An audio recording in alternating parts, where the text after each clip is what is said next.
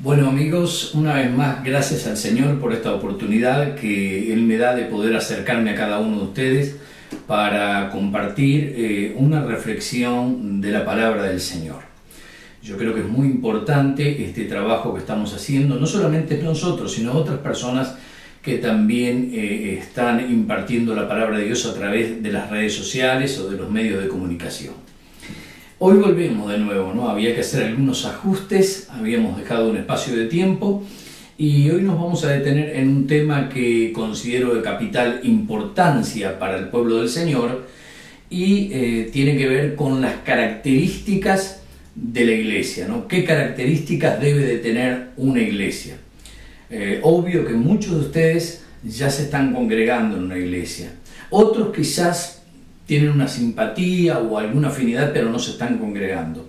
Pero es bueno que conozcamos estas características para saber cómo se movía la iglesia en los tiempos primitivos, porque para esto tenemos que ir a los orígenes que encontramos en las Sagradas Escrituras. Hoy nos detenemos en el capítulo 13 del libro de Hechos, donde vamos a leer una breve porción. Vamos a hablar un poco de la iglesia de Antioquía, que fue una iglesia que se convirtió en un semillero misionero en el primer siglo de la era cristiana.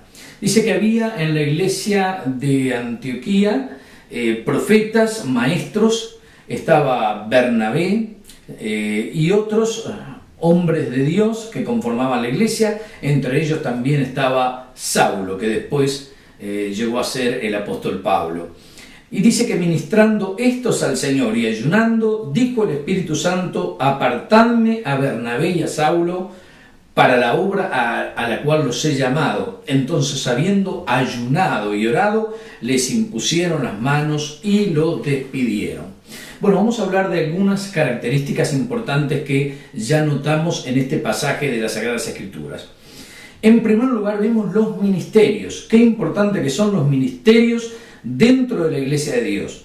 Obviamente que acá no los vemos todos, obviamente los había, pero se mencionan al menos dos: los profetas, que eran aquellos que proclamaban la palabra de Dios, y también los maestros. Y qué importante que es el ministerio de maestro, porque si algo necesita hoy la iglesia de Cristo, y esto lo hablo a nivel general, son maestros, son personas que nos enseñan la palabra de Dios tal y cual está escrita. Hoy en día yo escucho muchos mensajes que son muy pobres en contenido bíblico. Y lo que quiero enfatizar es que el mensaje de todo evangelista o pastor o aquella persona que se dedica a compartir la palabra de Dios tiene que ser rico en las Sagradas Escrituras. Diríamos que lo menos posible de nosotros y dar lo máximo posible de aquello que realmente nos edifica, porque la palabra de Dios es realmente el alimento de nuestra alma. En segundo lugar, hay algo importante que notamos acá, y es el ambiente que había en la iglesia. Dice que todos estos que conformaban la iglesia, dice que tenían como hábito, como costumbre, orar a Dios, ayunar. Esto significa que le daban una prioridad, le daban un énfasis a la búsqueda del rostro de Dios, que es algo que también hoy en día estamos descuidando en nuestras congregaciones, en nuestras iglesias.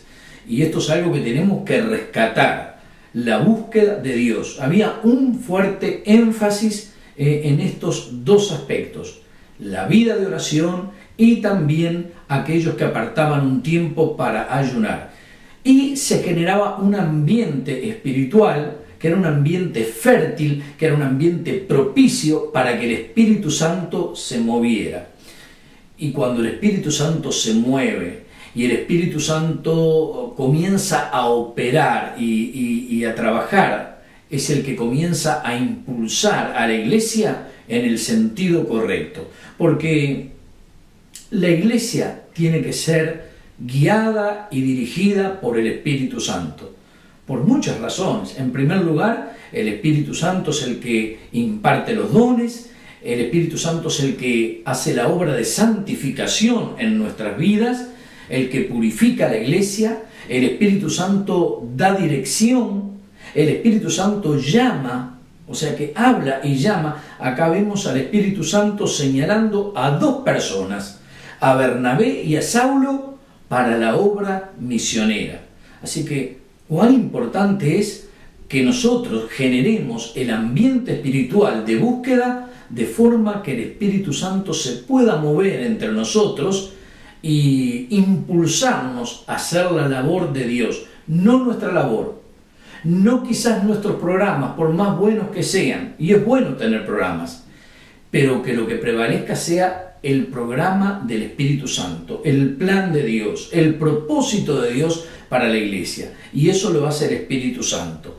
Y el Espíritu Santo imparte también la visión misionera, porque cuando lo llama hay obediencia, se genera una convicción en la iglesia, se genera también una convicción en las personas llamadas, porque el llamado tiene que venir de Dios, no de los hombres, es Dios el que llama. Entonces, muy importante cuando el Espíritu Santo produce esa convicción, porque el Espíritu Santo tiene el poder de hacerlo en cada una de nuestras vidas, y habló, y la iglesia estaba segura, convencida de que estos dos hombres que estaban llenos del Espíritu Santo eran los que iban a salir a establecer, a fundar iglesias en otros lugares donde no se conocía la palabra de Dios.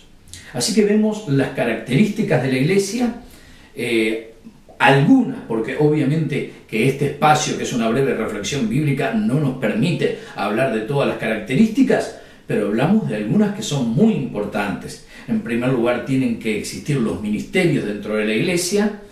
Aquellos que componen la iglesia están sujetos a las autoridades de la iglesia, porque la iglesia se mueve dentro de un orden, no puede haber desorden en la iglesia. Vemos el ambiente que se genera cuando la iglesia busca a Dios en oración, y cómo este ambiente espiritual es el que de alguna manera posibilita, por así decirlo, que el Espíritu Santo se mueva, porque cuando no hay oración, cuando no hay búsqueda, hay carencias en este aspecto. A veces el Espíritu Santo quiere hablarnos, pero nosotros no tenemos tiempo para que el Espíritu Santo hable. Somos nosotros los que hablamos. Y creo que es un tiempo donde nosotros tenemos que cerrar nuestra boca para dejar que el Espíritu Santo hable en la iglesia y nos diga en qué dirección, en qué sentido nos debemos de mover.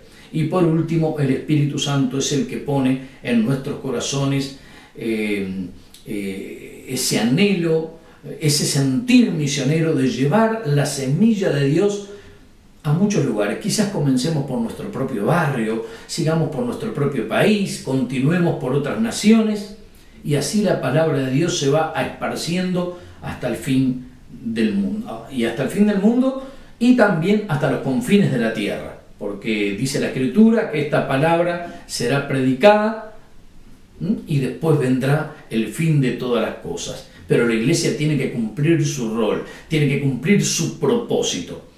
Así que, amigos, no busquemos la iglesia de nuestra comodidad, no busquemos la iglesia donde nos sintamos